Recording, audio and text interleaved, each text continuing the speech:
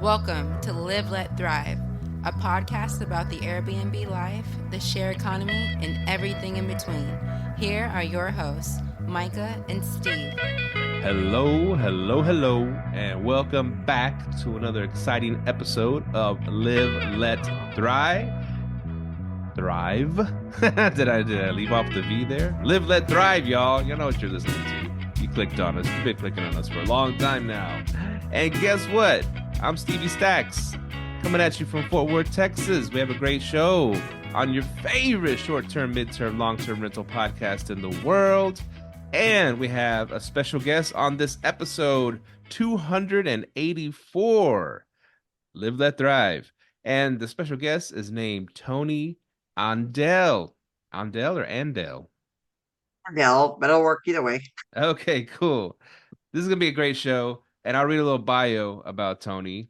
With over 30 years of experience in the temporary housing, furnished housing, insurance housing, and real estate industries, Toni has a profound understanding of the services, products, and trends that shape these markets and the needs of corporate clients and guests. She is founder of All That Housing, a company whose market niche is providing fully furnished single-family homes, townhomes, and condominiums to corporate executives, displaced families, and other traveling on business for 30 days or longer.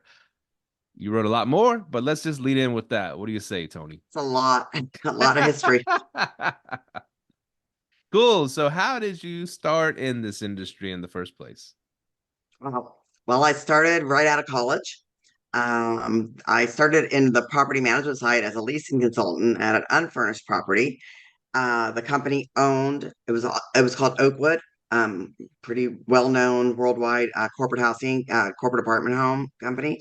And so I started with them, and then they brought me over to their furnished apartment buildings, and they had apartment buildings all throughout the country, but I was in Southern California, so was working again as a lease consultant, worked my way up to an account executive outside sales, and that's where we started marketing towards corporations and working with corporations to bring them into our furnished apartments.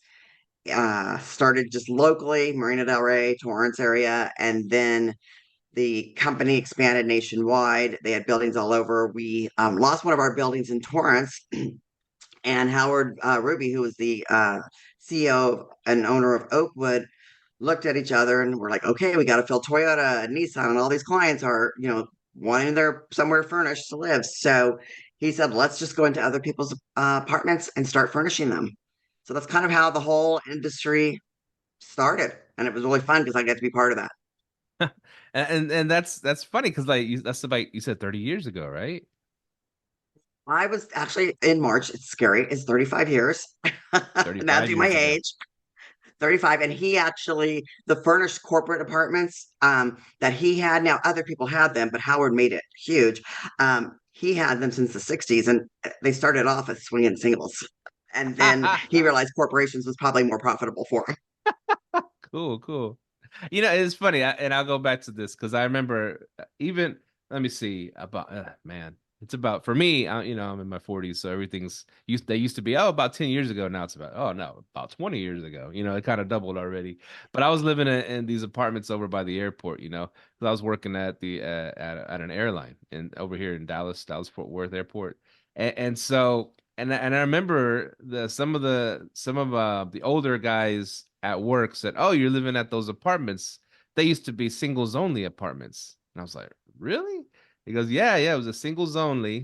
I was like, "Well, there is two pools and two hot tubs. I've never seen two hot tubs at the same complex." So he goes, "Oh, it used to be pretty wild at that place." I was like, "Well, now because of the, discrimination laws and all that stuff, they can't do singles only apartments or anymore." Or that's what they Yeah, told no, me. there were some pretty wild parties I heard back in the day. Swinging singles apartments. This is pretty cool. Uh, Bring it back, y'all. Bring it back. And so that's cool because a lot of us arbitrageurs, a lot of us Airbnbers, short-term rental people, we thought we invented this whole renting someone else's apartments and furnishing them and then putting them online. We thought we invented that, but to hear that it's been going on since the 60s.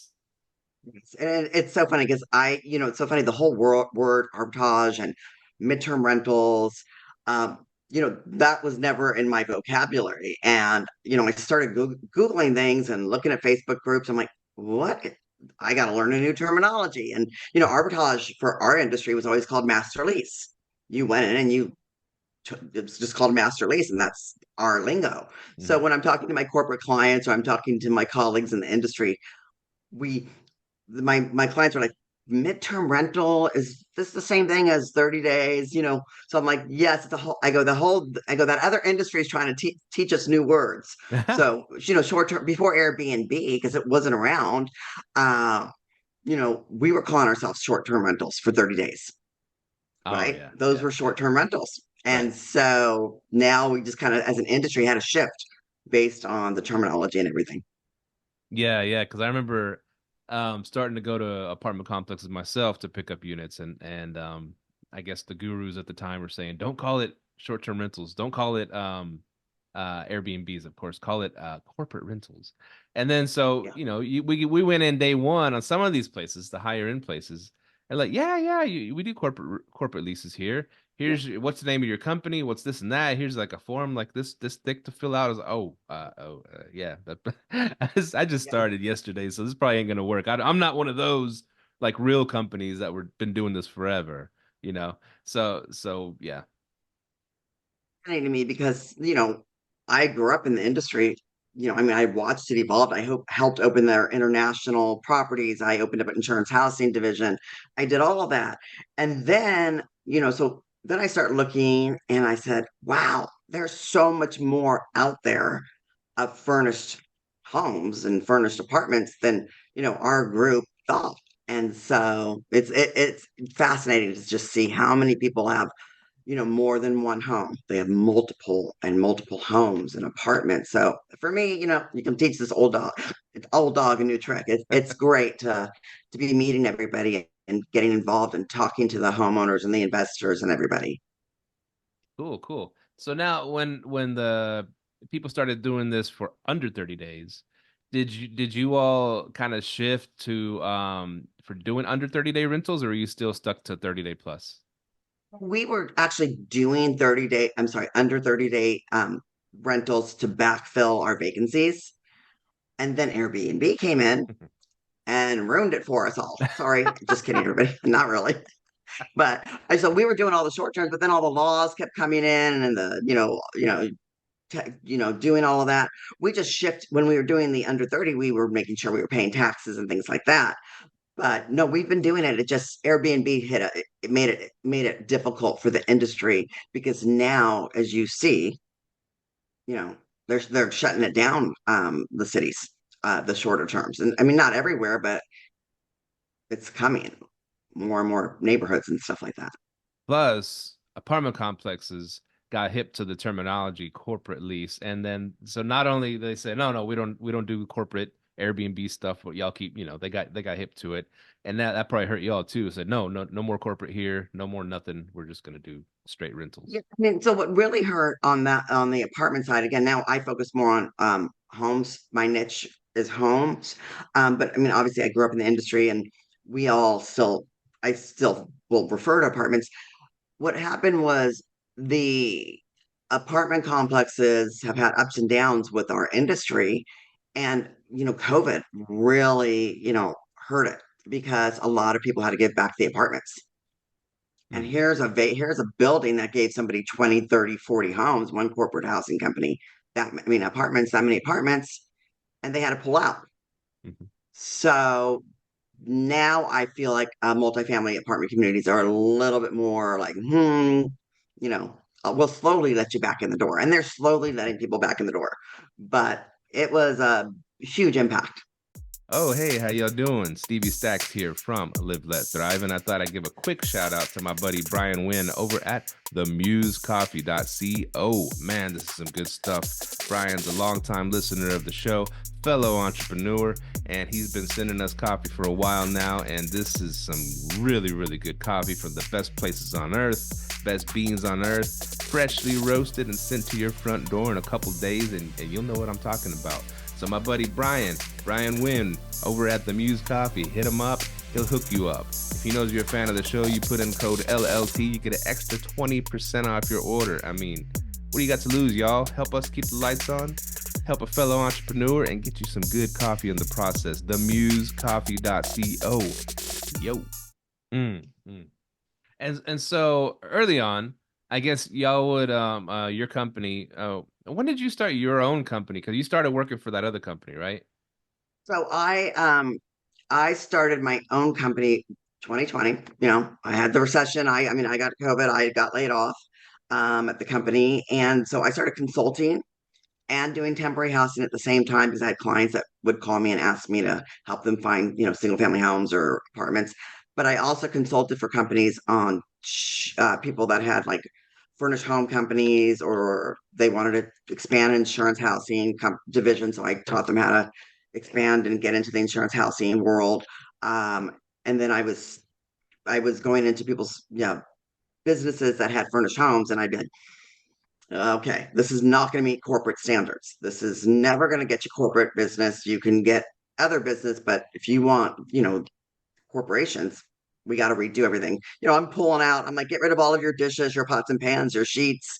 Well, let's redo this. Stop, you know, letting your homeowners furnish the homes, get designers. I mean, so that's where I was at. And I had always a business plan to do furnished homes. But last year, I was at a big conference with all of my peers and a lot of relocation companies that, you know, cater to corporations. And the topic was talking about Airbnb. And they were saying the big relocation management companies, and these people relocate thousands and thousands of employees a year. I said, well, the consensus was they wouldn't let their employees go on Airbnb and book. They didn't want going to individual landlords. It was just a taboo. And it's so I'm like, okay, it's time for me to roll out my business plan and really put it full force. Because what basically the woman, one of the biggest relocation companies said, hey, if you don't know Toni Andell, you better meet her. I mean, people were running out of the room going, oh my gosh, did you pay her to say that? I'm like, no. So long story short, I early this year, I just said, you know what, it's time for me to relaunch. I started putting everything together a few before that, the end of last year. No, sorry, let me go backwards. I'm getting my years mixed up. I forgot it's January. So basically 2022, 2023, I started doing it. And really what my thing is I do two things. Either I set up my own homes if I get matching lease terms, and that's usually my 1 year of rentals. I've got a lot of those. Or I work with people that have furnished homes. I'm working with a lot of the MTRs and the STR homeowners, investors, management companies, and referring to them and working with them and partnering and saying, okay, this is how your home needs to look. This is what you need to do so that I can offer it to my clients. So that's the business model. I like it. I like it. And you said a lot there. You said a lot there. But going all the way back to where you were saying you were going into people's places. You were like, this is not set up for a corporate rental. It could be a weekend getaway with a husband and wife, maybe Airbnb stay on the cheap or something like that, but not for a corporate. And so what determines a good corporate rental? What are these clients looking for? What do they need? What should you have? A good question. Yes. So the you know it took years to convince the corporations, the Fortune, 1,000, whatever number you want to say, to move their people from hotels to corporate apartments. And over the years, the product just got better and better. So really, a lot of it is, it's going to sound just so basic, but it's not. It's the quality of the sheets. The right, the higher level sheets. You want the sheets that are comparable to a Westin or a, Marriott, not to a, extended stay America.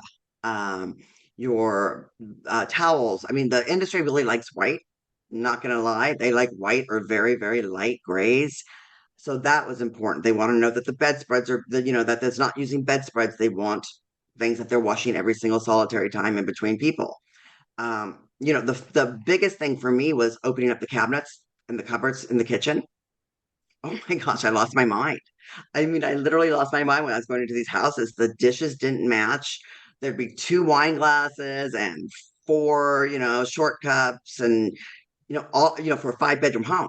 And so the pots and pans would be scratched up. Those were the things that, if the industry expects consistency all the way through. It's the number one word for all of us. We control quality standards and consistency.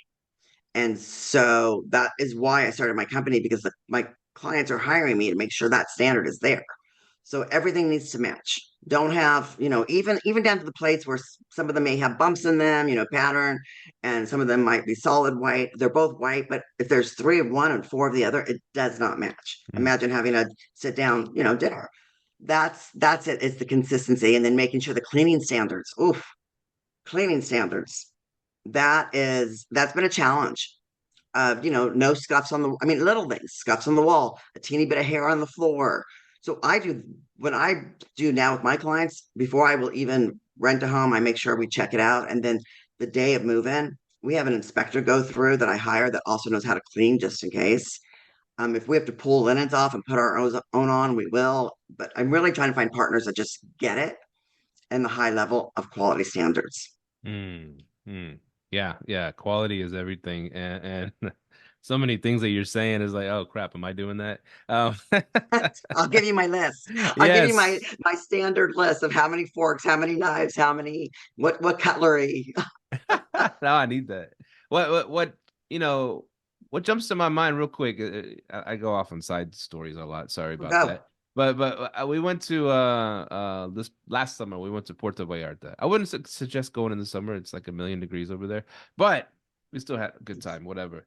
But we rented this nice, and it was on Airbnb. But here's the thing: it was like kind of like a hybrid, and you see these like at resort towns and stuff like that. They put their individual rooms on Airbnb, right? And they're still like, it's like they got a kitchen and all that stuff.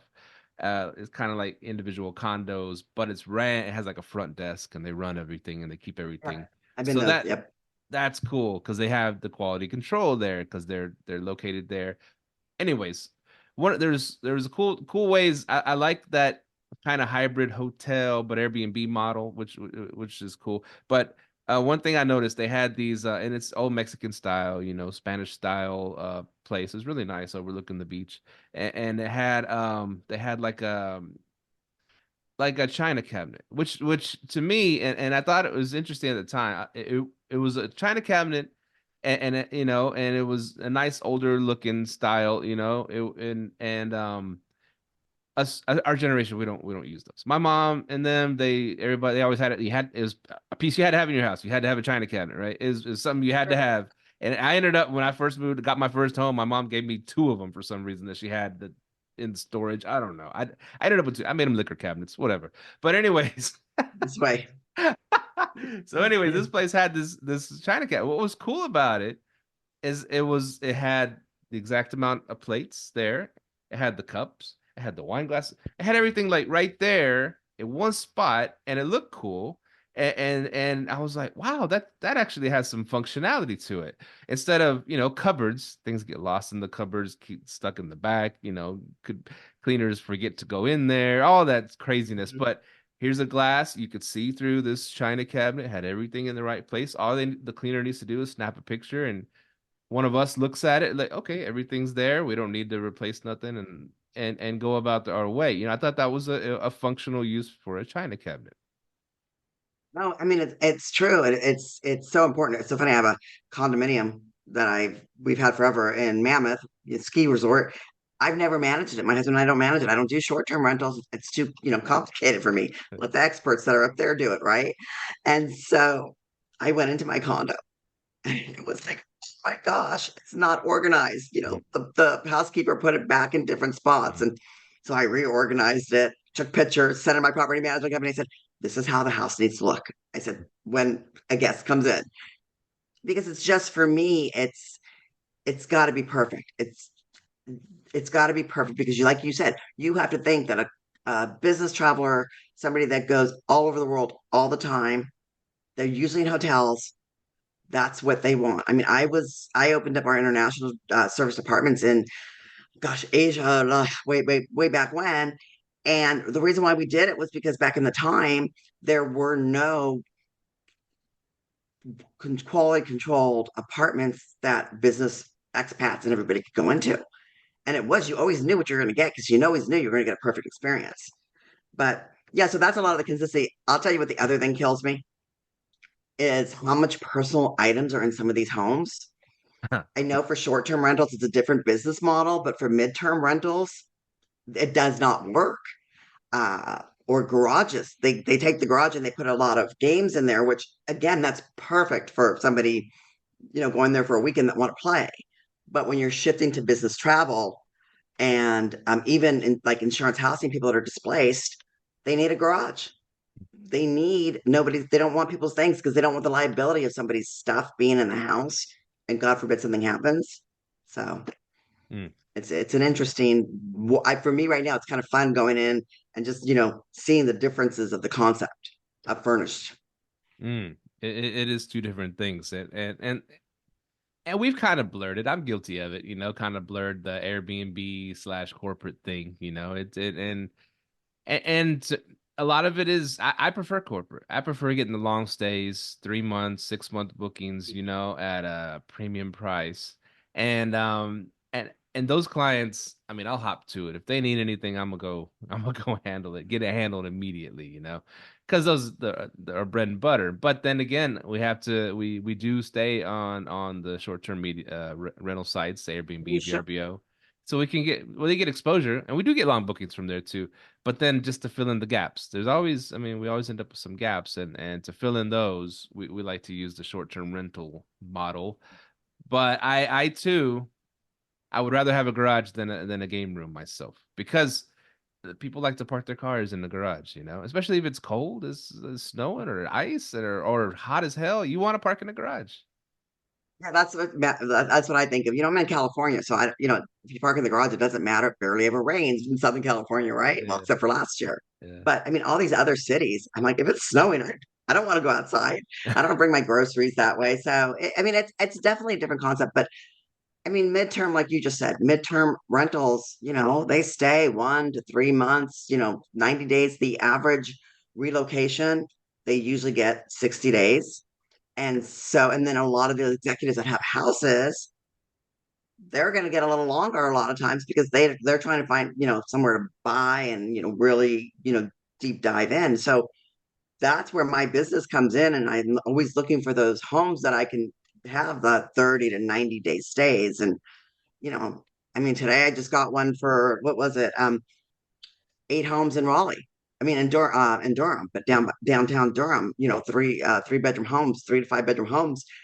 And I'm like, oh gosh, that's it's a 3 month stay. So now I just got to make sure I can find the right partners in that area. So it's the midterm business is a lot easier to manage than the short term. Mm, big time, big time. Now on those houses, do you intentionally put them 30 days, 30 days or more stays? You don't even, some of them you don't even want to mess with short terms. No, I mean, if a client came to me and said, listen, Tony, I want something for 5 days in XYZ city. Yeah, I'm not going to say no to them. I'm like, let me go to one of my contacts. But that's not what we advertise. And so, I mean, my market niche again is the 30 plus stays. But if somebody asked me, again, that's where I'm referring out. I don't have those kind of homes. I don't Mhm. keep that kind of home in my inventory. I mean, I've got global clients. They're all across, well, globally, they want me to do overseas, but I'm not ready to do overseas. But they're all across the US. I mean, I can have at any time requests for 15 different cities sitting in my inbox in one day. Oh wow, wow, wow. So you are the one that hits people like me up, and our inventory. 'Cause right now we're managing over 50 properties, and like so you're like a PC housing or CRS or THD or something like that. Is that what you're doing? Yeah, so it's so funny because a lot of the companies are coming to those kind of companies are coming to me to say, Mm. you know what, Tony, this is your thing. You go specialize and you go find them for us and you dig deep and find the individuals because we don't, you make it easier for us. I'm working with a lot of the temporary housing companies that are doing that. They're just when they heard I was doing it, they're like, oh my gosh, I don't have to do it anymore. We're so excited. So yes, that's what I'm doing there, because I put certain quality controls in place and inspections and things like that. Yeah, I'm looking for you. I am looking for everybody like you in every market. So that because the markets are so interesting. I had somebody ask for Montauk, New York, which is at the very end of Long Island. I'm like, are you kidding me? So I get the most interesting requests, and it's sometimes it's one, but a lot of times it could be 5, 10, 15 in one location, and my head spinning, and I'm just like, okay, you know, how am I gonna get? Let me find those people. So Are you looking on Airbnb for houses? we do, but Airbnb sometimes makes it so difficult to, connect with the owners. So I will do people that have one or two homes, absolutely, because that is a great thing for me to have. But I also look at, people like you that have, a lot of them. And I don't know if we've connected that way. So Yeah, we do. afterwards, I'm We going to need to talk about now. that. But I do Zillow, I do Airbnb. I'm doing a lot of the Facebook groups, reaching out, telling them what cities I need. Yesterday, I put about 8 cities that I'm searching for that I have a big moves going into. So again, the other temporary housing companies are coming to me because I've known them. The going joke is I probably trained half the people out there, so they know me, so they're coming to me. The relocation management companies, insurance housing companies, because I worked in all of those markets for years. I mean, sports, entertainment. So it's been fun. It's been a lot of fun. It's been amazing how my industry has fully embraced me, Now, and it's been crazy. now, Facebook groups. Which ones should you be in? Which one should I be in? Because Uh, I'm in a couple. well, I'm there's good ones. There's a lot Gypsy's of one, starter right? ones. Gypsy What? travel, Gypsy travel nurse. That's one, right? No, I'm in more of the midterm rental ones. I kind of just Okay. Googled very differently midterm rental. I think there's one. I know Vivian has one. I forget the name. There's midterm community, midterm something else. I am in some of the Airbnb ones because a lot of the Airbnb people are thinking, well, should I transfer over to midterms? So I go in there and I'll let them know when I've got a list of 30 plus days in these cities. Hey, anybody want to help me out here? And then I'll talk to the owners and we'll vet and we'll go through, is that house going to match? But so I do Google, I did search the word midterm rental and found a bunch of them. Originally, I started off furnished homes because I didn't know the term midterm rental. Literally, didn't just found out about that in the last 6 months. Yeah. So Because again, we don't call it midterm rental. right. So we're going to start learning how now I do, The but lingo, the lingo. yeah, so I go out into a lot of these groups and that's how I'm finding it. And then I go into Zillow and I do because some of the Airbnb people are pretty smart. They kind of put their company name in there. Oh, cool. And then I find them. Ding, ding. Well, I mean, you should be because people like me want to talk to you. And a lot of Airbnb people think that I'm fake. They're like, oh, she a fake company. Is it a scam? No, I always say to everybody, go look at my LinkedIn Mhm. and you'll know I'm not. You'll see my connections. So I need to strengthen my LinkedIn. I'm not really on there too strong. I got a little it's the yeah. best marketing tool ever. It, For me, I update my LinkedIn more than I update my Facebook.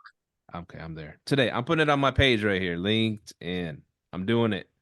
I just told you my trade secret, darn. Everybody watch listening.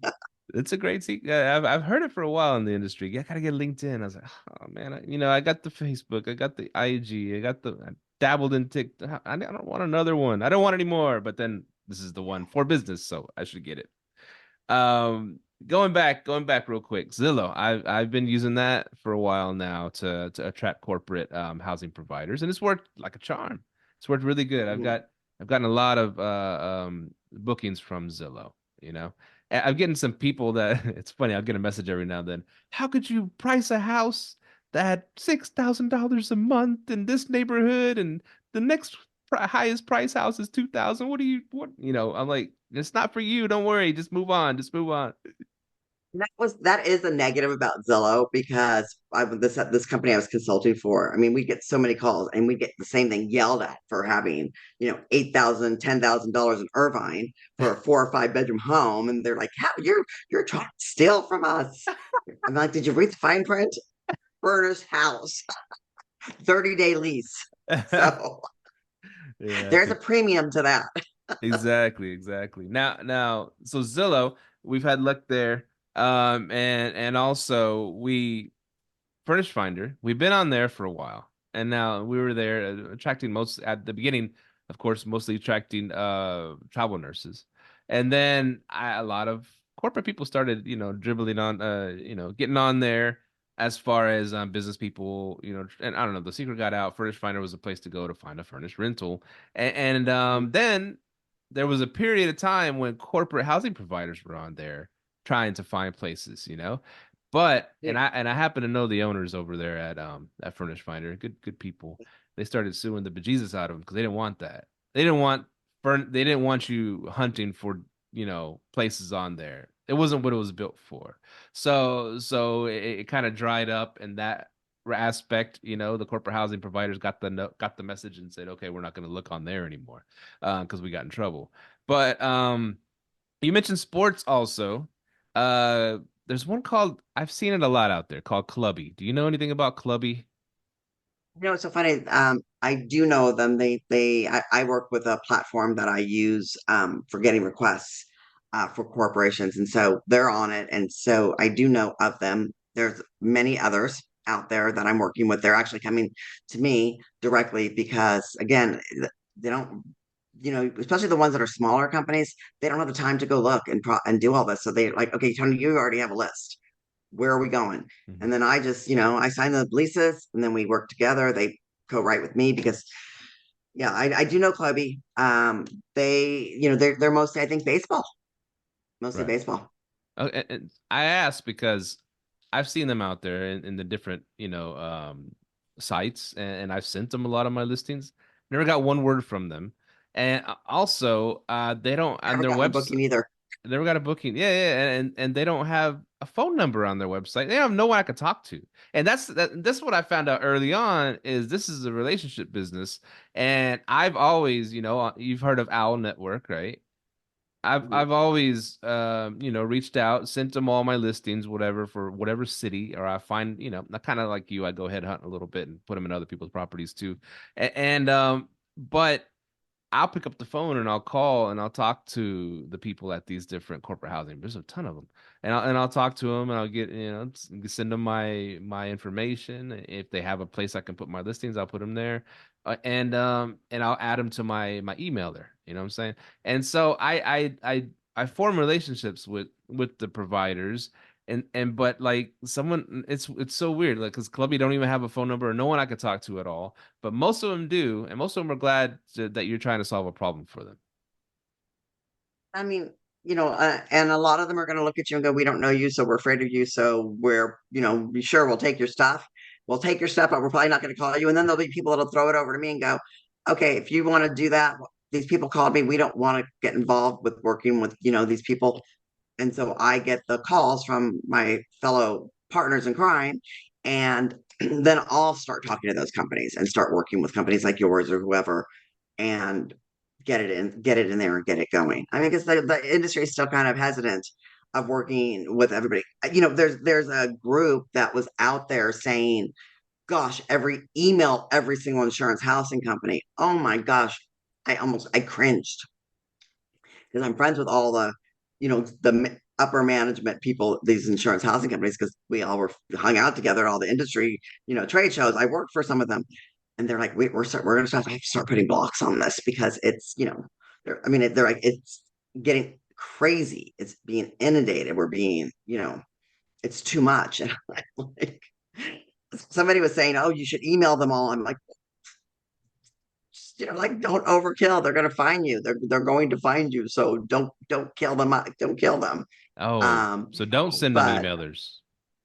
it's not that don't. I'm just telling you, they're probably not. I mean, most of them might not be being right. I mean, think about it. I'm in one group that has 6,000 people on the Facebook. What do you think's happening to these poor companies? Right? Yeah. And I'm It's talking to them and they're just like, oh, it's nuts. And that's why some of them are just saying, you go figure it out for us. Because they're like, Tony, we can't handle this. And I'm like, okay, don't worry, I will. But yeah, they're being like these poor, because there's, this business is growing, right? Mhm. And so if everybody's emailing all day long, what do you do when you get overkill on emails? You don't Yeah, even read them. yeah, you don't really don't. And, You and delete them. So yeah, I'll tell you, it did get us some traction at first, but it has been less and less. I guess you're right. Everybody's doing it now. well, Um, yeah, I mean, basically the memo went out to 6,000, 8,000 people that are on these Facebooks, and here's the email. Go for it. yeah. And so that's overwhelming for them right now, and I'm it's slowing their day down on their inbox trying to find the right one. So I think they're putting spam alerts on a lot of these now. Yeah, yeah, I'm part of the problem too, because my podcast has been talking about this for a while. We've had Jesse Vasquez on and some other big big people in the industry, and they've been telling everybody too. So everybody knows about it now. It was And yeah, cool. I said in front of one of Jesse's groups, he probably didn't really want me to, but I said, you know what, gang, no, if you know the people, go ahead and email. But if you keep sending them over and over and over, they're going to start, you know, delete, delete, delete, delete. And it's not that I'm trying to say, hey, just come to Tony. I'm not saying, well, I would like you all to, but I mean, I'm not just saying let me do it, because you've got all market and everything. But the problem is 6,000 people emailing them. It's a lot. You're just like, Mm, so they're overloaded. No, the rumor about them, speaking about insurance housing, no, the rumor of them saying they only want unfurnished. Nix that. I'm gonna nix it. When I had my own insurance housing division, when I opened it for Oakwood, there was no such thing as all these furnished homes, right? So we had to learn how to pull the strings of landlords mm, and say to them, hey, listen, let me have your 12-month lease for a 3-month lease. They're going to extend. And it worked. And then we were able to furnish it. So that business model has been in place forever. My mm. my son is 21, so I know for at least a minimum of 22 years, but I know CRS has been doing this since the late 1980s. So that's how we always have done it. And then, you know, but, in talking to everybody, of course they're still going to use furnished homes. They're not, first of all, they're not going to get less than 3 months for homes. So they call you, they go to you, and then guess what? They extend the times that I've done reports, they extend at minimum between 2 to 4 times Mhm. minimum. Wow. Yeah. You know, the average stay I think is 140 days. Wow. I've had them extend longer. I've had them extend 9 months or so Right. I'm because saying the average yeah, stay. And when yeah. you look at the just the ones that just start out at 30, Uh-huh. it's 140, 165. But yeah, a lot of them take, say, a year. I've got two I'm working on right now. I know they're going to Yeah. be there a year because they How, started off 6 months. yeah, house fires are the worst ones, of course. Trust Uh, me, I'm in California. I've lived through all of them. oh wow. Floods and what's it called? Landslides. You'll have the mudslides over there and the fires. Yeah. In Yeah, in one year, this was again, I'm aging myself. This was back in the 1993 and 94, I think it was. So in LA, we had the Malibu fires, then we had the floods, and then the next year we had the fires. I mean, the earthquake. So at the time I was doing State Farm's all their catastrophe teams for those years, for those that set. I'm talking to the head of catastrophe, the VP of catastrophe, and he's on the phone with me because he called. He needed five on a Saturday morning at 7 a.m. Called me and said, I need 500 apartments. Okay, it ended up being more like 1,500 by the time we got done. Ooh. But, and I just said, oh, Dave, and I like started crying. I'm like, I feel so guilty. I'm making my money off of this, off of disasters. I've Yeah. been making this past year. I've made so much money. And he goes, Tony, I need you to remember one thing. I go, what? And he goes, if you don't get the adjusters out there, we can't give everybody money to get them in their homes right away. He said, and when you house our people, you're doing a good thing. So okay, so then I dried up my eyes and I have moved forward ever since. But it's a crazy bit. It's crazy business. The catastrophes. I mean, Katrina. It's all just crazy. Yeah, you got to think about that because people are in a tough spot, and we're making money from it. Yeah, we're helping them, but they paid into their insurance, and their insurance is supposed to take care of them, right? Yeah, yeah, yeah. I mean, and it is. I mean, I think that but there's a formula. There's not endless money. No, there You know, ain't. there's a lot of forums out there that are like, oh, you can raise it a little higher because it's insurance versus, XYZ. Your rate's your rate. You advertise it. You can't just say, I mean, if they say to you, hey, if I pay you more, great. They will based on the length of your lease term. But, there's a whole formula on how the adjusters calculate out the rate. They know exactly what they're willing to pay Hmm. and how much more they might pay. And what is that called? What's the term or a word for that? I forgot. There's a how much Fair the rental value. fair is it fair The rental fair value? rental value. There you go. There's my other, yep, fair rental value. And then you've got your policy, which is additional living expenses, also called loss of use. Loss So, of use. Okay.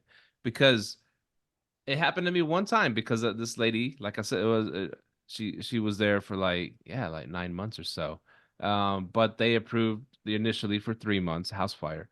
And then they kept extending until they said, all right, we can't pay anymore. You reached the end of your limit, right? And so she still wanted to stay though. I was like, well, I'm charging them, this price, but if you're gonna pay me directly, I know, you're not the insurance company and I could do this price. So I lowered it some for her and she was happy. And I still was, it's one of my arbitrage houses. So I was still making pretty good money off of it, and I didn't have to go search for new clients and stuff like that. So I was dealing directly with her after the insurance money ran out. yeah. And that's, I mean, and that's, and, and yeah, and I mean, insurance money does run out. So the adjuster's goal and the insurance housing goal company's goal is they know how much that person has. And they're even though they only approved 3 months, they pretty much know how to estimate how much longer it's going to probably be. So they don't want to use up all the money and pay way higher rates. And now that there's so many people out there, oh, you don't want to do it. Let me go on to, the next person. Um, so, that's why it's, sometimes when they say the budget, and they might ask you for a discount. It's just asking the right questions. Like, do you think it's going to extend? What are the odds of it? And then you could be able to base your rates on, what I don't mind giving a little bit of a discount because the odds are they're going to extend and I'm still going to make great money off of it.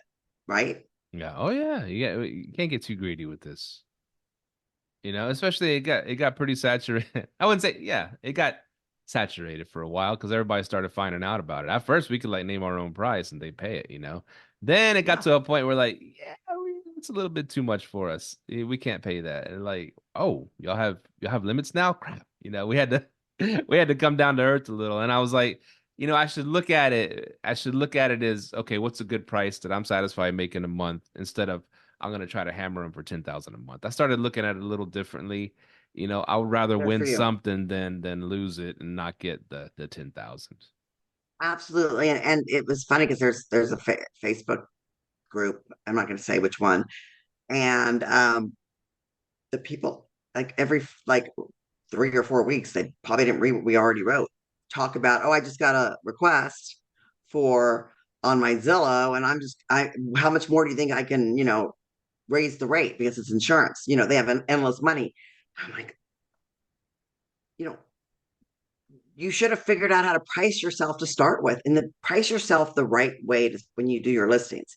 People will ask you for a discount, but then if your listing's too low, you just be smarter on your calculations. Hmm. Don't overprice it because if you overprice it, they're not going to call you. So you need to, the pricing strategy, you need to be in the right pricing strategy. Um, if you go too high, you're not going to get a call. If you go too low, your rate's your rate.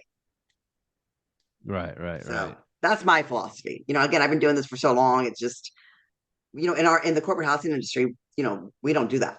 We don't decide how high. Oh, State Farm called me versus a little mom and pop. I'm going to make their rate way higher than the mom and pop.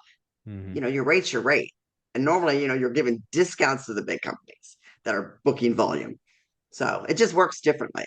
Yo, Stevie Stacks again. One more quick shout out to themusecoffee.co. That's themusecoffee.co. Get you a freshly roasted bag of coffee today. Go to themusecoffee.co, use code LLT, and get you 20% off of a bag of the best coffee you'll ever have in your life. Themusecoffee.co, y'all. Yeah. And I've seen I guess I do price it at a rate that I want to make as a corporate rental on Zillow, let's just say, for example. Absolutely. And but I'm on different spots, and I've heard I've embarrassingly been called out before by a corporate housing provider that did her research on me on the place and said, "Oh, I see it's 5,000 a month here, but over at this site you have it for 4,200 a month. What's that about?" I'm like, I called oh. somebody out yesterday. I called somebody out on it yesterday too. I'm like, no, what are you doing? Yeah. You guys put different rates in different sections. I'm gonna tell you right now, we're gonna find it.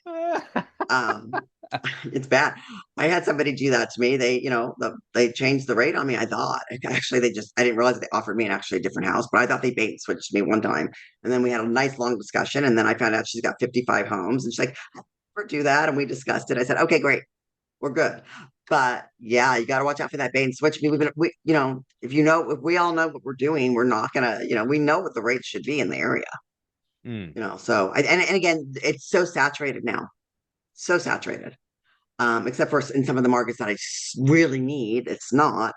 But it's getting saturated, and so people need to be, realistic. And what markets are those, if you don't mind saying?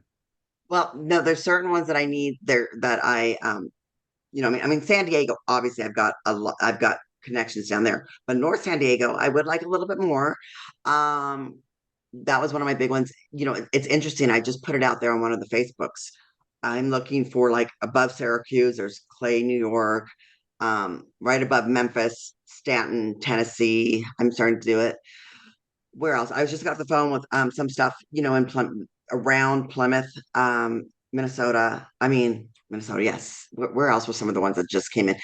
I mean, literally, I got requests for 20, in Minnesota, or this or that, so there are markets coming in. And I always tell everybody, pay attention to where developments are going, and consider that.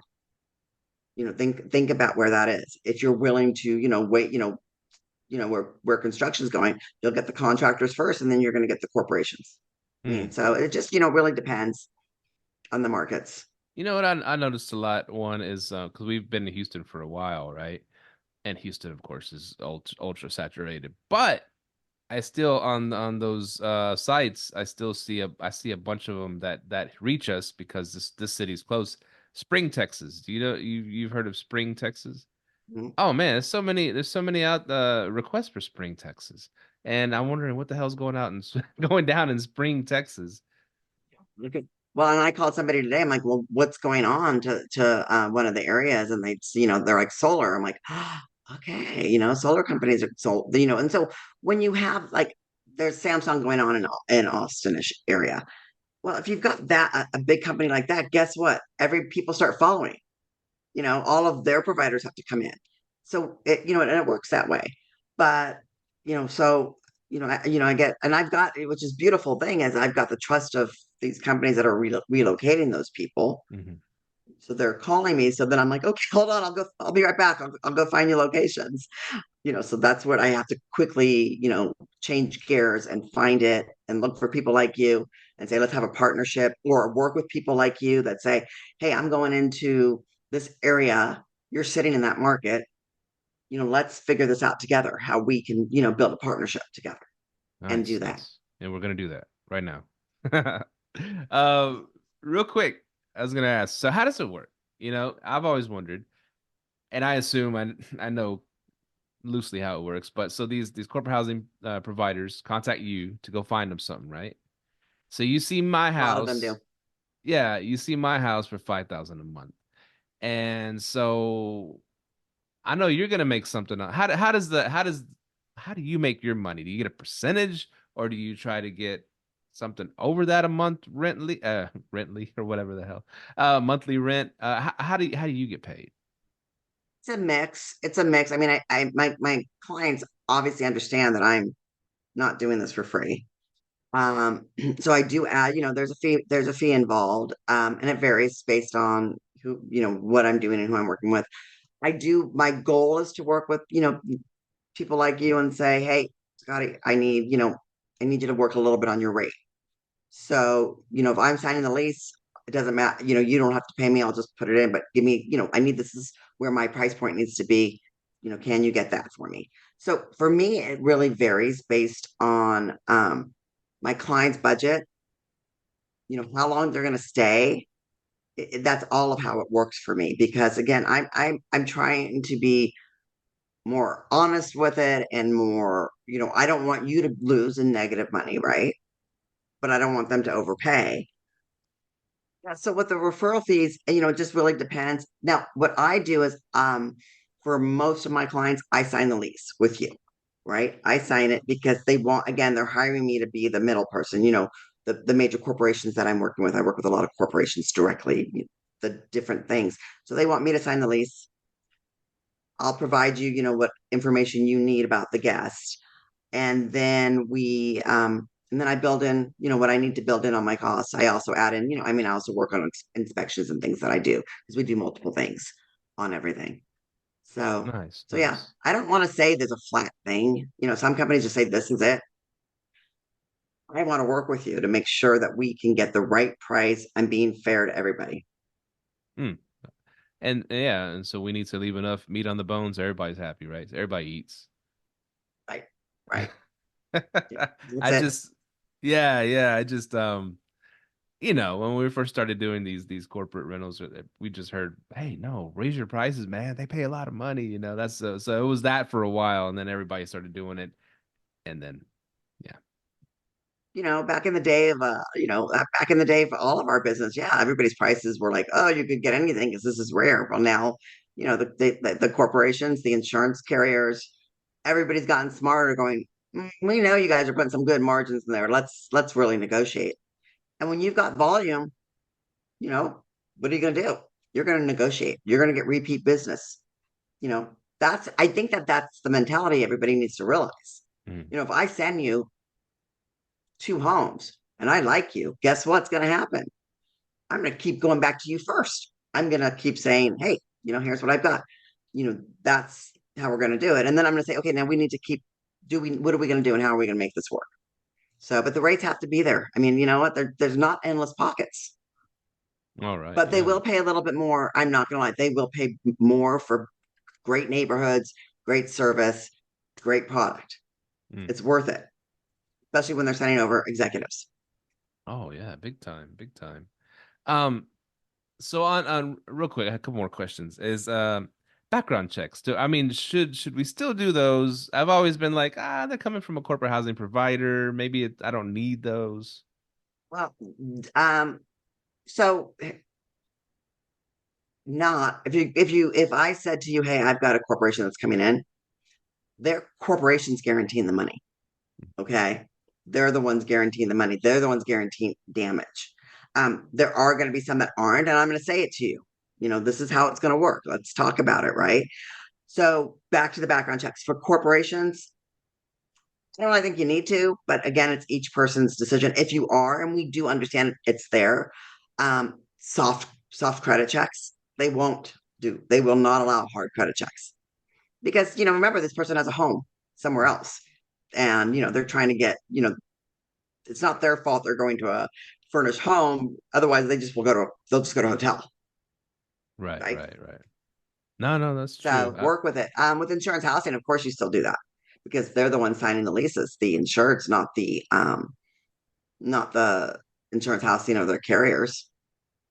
Yeah, that's true. You're signing a lease with a stranger, so I mean, right? They're technically at the end of the day financially responsible for your home and for the damages. that's the big part is the damages because I mean you're still getting the guaranteed money from the corporate housing provider, which is cool. But they could really mess up your place, and then what do you do? The insurance company's like, hey, it's up to you to go after him, not us. And it doesn't happen all the time. It's rare, so I'm not trying to scare everybody, but insurance carriers could say, "Hey, I want it till, this date." and then they'll be like, oh no, whoops, sorry, the house is ready. We're going to stop paying 2 months, a month earlier. So at that point, you either need to be flexible and let that person out of the lease, or you got to go collect the money from that person. I always Mm. recommend try and be flexible if you have a good relationship with the company. But yeah, but at the end of the day, you're like you said, they're the ones that signed that lease with you. So they're technically the ones on the hook. Mm. And And damages, absolutely, they're always responsible for damages. that's true. That's true. And I'll say this. Not all corporate housing providers are built the same because I've dealt with one that was very hard to deal with. I mean, I won't say who it is, but they weren't paying me on time and they they actually didn't pay me the day that the people moved in, and they paid me like a week later, and then they got upset with me for calling them so much. It was a weird situation because they've always been great. They've sent the money right away, all that stuff. That's odd. I'll tell you off the air who it was. Maybe you'll know. You say you know all of them, but man, I was like they were treating me pretty weird. It was like, wow, they're staying in my house. You gotta Yeah. pay the Well, rent first of all. right. And then oh, I started dinging them with late fees too, and they didn't like that so much. But they even tried to can we negotiate down the late fees? We're sorry we didn't sit. I don't know what happened with the county and all this stuff. It was a headache, a nightmare. But anyways, I'm sure you know who they are, and I'll tell you off the air. It doesn't happen often. Just this one company was a little. But that the industry is good. They're good. They're usually really good at it. Yeah. So Yeah, yeah. The only here's one of my pet peeves dealing with corporate housing what's your pet peeve? providers. Is okay. The email chains. Oh my God. There's like sometimes it gets to like there's like 20 different people emailing, and I have this long chain going branching off this way and that way, and they're asking me this question. I'm like, wait a minute, who am I talking to? Someone over here in accounting, someone over here in what front sent me a thing. I don't know where it's at. I lost it in the chain. So, so the way that the industry goes is, you start with the person that is talking to the person that's going to move in. So they're the account manager or the person that has the relationship on the front end that Mhm. gets the booking. Then after they do that, they pass it on to the guest services department. Then you're going to work with guest services, and then of course accounting's accounting. So yeah, there are multiple people to work with sometimes. Yeah, yeah, and it was more than three. It was a bunch, and I just it's like Yeah, that would get confusing. That would get confusing. Yeah. I'm sorry, I lost it. I won't make you work with three people, okay? Oh, thank you so much. On three different what's it called, threads, not the same one where it's all doing craziness. Anyways, that was my other pet peeve. But I mean, the money's great. I love this is my favorite type of booking. Midterm bookings. One more thing, the leases. You mentioned that you handle the leases. What do you do with the leases? So for me, with the way it works again, because the clients are asking me to go ahead and sign the leases with you. And of course, that's a big risk, but I know these are my clients that forever, and I know their payment history. I know the guaranteed damages. I know all that. So I'm not worried about it. But they have me do it because, again, their goal is to minimize the number of different people they're talking to, right? So if going into, let's just say, Scottsdale, and I'm working with four different people that have homes in Scottsdale, I don't mind talking to all of you because that's what I signed up for. Mhm. But the other ones, the corporations don't want to have to call, if they've got 100, 200 moves a year, they don't want to talk with all of these property management people, property management companies, or, you know, housing providers. Mhm. They want to streamline it. Because with homes, especially, it's a lot more work because you and I both know I got to call you because there's a gardener, or we've got to call you because there's, trash didn't get picked up, or it's way more than apartments, way Mhm. more calls. So they don't want their employees calling because they should be working. So that's why I'm the in between, and I do it that way. So that's why I sign the leases, because it's easier to have that conversation with you all the time, and I handle the billing. And again, it's also um, it scares off a lot of the employees if they have to sign a lease. I mean, it terrifies them. I could I mean, imagine. think about it. Think about it. If they sign the lease, they're like, "Oh, wait a minute, I'm on the hook." So they want the corporation to guarantee me the money, and they might sign a guest lease with me, but again, it's different. It's a different level of a lease, and so that's why. But again, they're not wanting to talk to so many people. It's a streamlined process. Yeah, that's the streamline. And it's funny, another funny thing that happened a couple times earlier on is I'd get two different people from the same office calling me about a house for a stay for the same guest. I'm like, wait a minute, aren't you working for Oh, this that's funny. That's happened before. That's funny. And then and one of them, and the girl that called me second, she, oh no. Give the house to me. Don't not the other guy that called. So they were fighting over the same. I guess they could. I assume they get commissions, but she's like, no. You work with me. Don't work with him. It Oh was my one gosh, of those. that's hysterical. Yeah, no, I won't let that happen. I won't have somebody do that here. No, that's that. Yeah, it has happened. There is some people that just work straight commission, I guess. I don't know. Wow. So how can people jump into this corporate model for their house or their condo or whatever they got? They're welcome to reach out to me and I'll get them right on in there. I'll Oh, there you qualify go. their homes and get them in there. I mean, that's really where it is. I mean, they, again, I mean, working with the housing providers is a great way to do it. But, like it's just really hard to get in there if you have, if you don't have a lot of homes. Hmm. Um, there's just, again, they're being inundated. So, and a lot of them are just like, can you just go figure it out? So that's why I started the business, because I literally was told in a room full of corporate housing and other companies, it just said, we support you if you go run with it. And so, I mean, they could obviously, of course, call the industry and call them all direct. I'm not telling you not to, but I'm just saying, there are certain companies of us that actually that's what we do, and we partner. So I don't go out and get 1 and 2 bedroom apartments, right? Because I don't want to be their competition. So it's a marriage. It's a partnership with a lot of them. But I don't have there's like 400 out there. I don't have all 400. So, do that. Do that. I have probably all the major players that I'm working directly with. Nice. Now you heard that. Call Toni. She'll hook you up. Toni, all that housing, call me. No, I really do. I hope people, reach out to me because um, it's a great industry. Both sides, great industry, and we just want everybody to make it easy and do it. But I do always say to people like, can you go help me sell? I'm in Temple, Texas. Can you go call on those clients? I'm like, okay, what it is that I have people that have calling on clients that are coming to me now.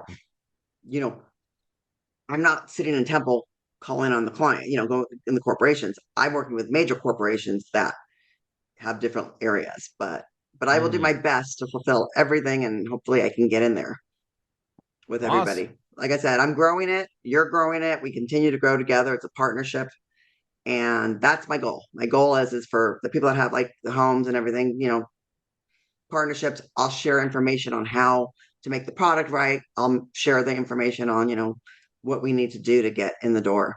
But no, you keep doing what you're doing. You're talking to a lot of the right people too. So, but you have a big portfolio. That's important. Yeah, it's all right. It's up there. It's But up yeah, there. You're yeah, it's up there. Hopefully we get some more pretty soon. So we'll see. well, you got to send me all your information, and then that's one other more avenue. I'm gonna send you everything after this call. It's all coming your way.